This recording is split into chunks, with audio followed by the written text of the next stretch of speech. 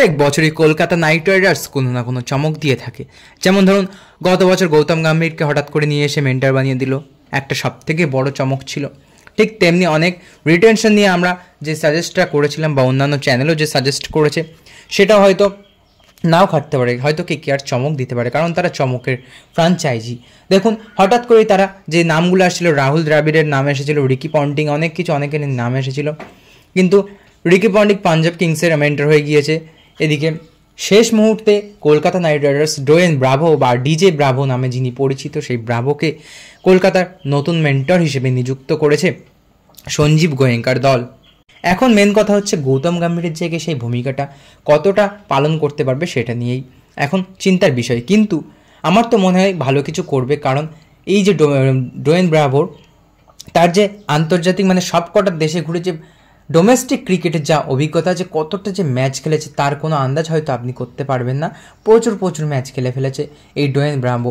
যেমন শুধুমাত্র আমরা হয়তো আইপিএলে চেন্নাইয়ের ঘরের ছেলে হিসেবেই আমরা ডোয়েন ব্রাভো বা ডিজে ব্রাভোকে চিনে থাকি, কিন্তু আপনারা হয়তো জানেন ট্রিনবাগো নাইট রাইডার্সের হয়ে দীর্ঘদিন ধরে প্রায় 8-9 বছর ধরে ট্রিনবাগো নাইট রাইডার্স, অর্থাৎ সেটাও নাইট রাইডার্সের একটা ফ্র্যাঞ্চাইজি, সেখানে দীর্ঘদিন প্রায় 8-9 বছর খেলে গিয়েছেন ডিজে ব্রাভো। তাই সুতরাং সেই ক্ষেত্রে নাইট রাইডার্সের থেকে একটা আলাদা সম্পর্ক আছে, সেই জন্য ডোয়েন ব্রাভোকে তুলে আনা হয়েছে মেন্টর হিসেবে, এটাই আপাতত খবর উঠে আসছে।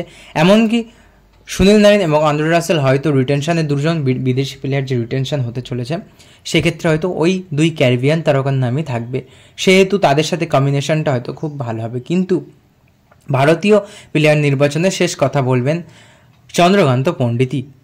কিন্তু এখন হয়তো অনেকে বলছেন যে মর্গ্যানের নাম উঠেছিল, মর্গ্যান আসলে বেস্ট হতো। হ্যাঁ, মর্গ্যানের সাথে একটা ভালো সম্পর্ক কেকেআরে আছে। এখন প্রস্তাব যাওয়ার পরেও মর্গ্যান রাজি হতেন কি না সে বিষয়ে কিন্তু একটা প্রশ্ন চিহ্ন থেকেই যায়। কিন্তু হয়তো তিনি কেকেআরে দীর্ঘদিন খেলেছেন, কেকেআরের ক্যাপ্টেন হয়েছেন, হয়তো কেকেআরের ডাকে তিনি চলে আসতে পারতেন, কিন্তু শেষ কথা তো তারাই বলবে না।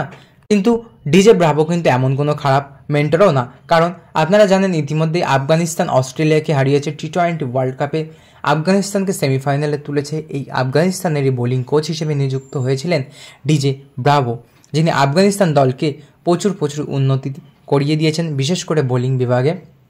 যেহেতু তিনি বোলিং কোচ ছিলেন, তাই আপনারা হয়তো দেখেছেন ইতিমধ্যে যে অস্ট্রেলিয়াকে কীভাবে আউট করিয়েছে, চেস করতে রান তুলতে দেয়নি, কীভাবে মানে ভয়ঙ্কর বোলিং করতে শুরু করেছিল এই আফগানিস্তান।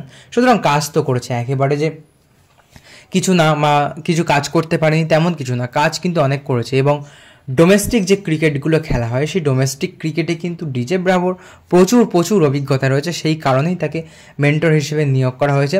তো যাই হোক, এই ভিডিওর এই পর্যন্ত, আশা করি ভালো লেগেছে। ভালো লাগলে অবশ্যই একটি লাইক করবেন এবং আপনার কী মতামত তা কমেন্ট বক্সে অবশ্যই জানিয়ে যাবেন। এবং ডিজে ব্রাভো মেন্টর পদে নিযুক্ত আপনি কি খুশি নাকি অখুশি সেটি কমেন্ট বক্সে অবশ্যই জানিয়ে যাবেন। ধন্যবাদ।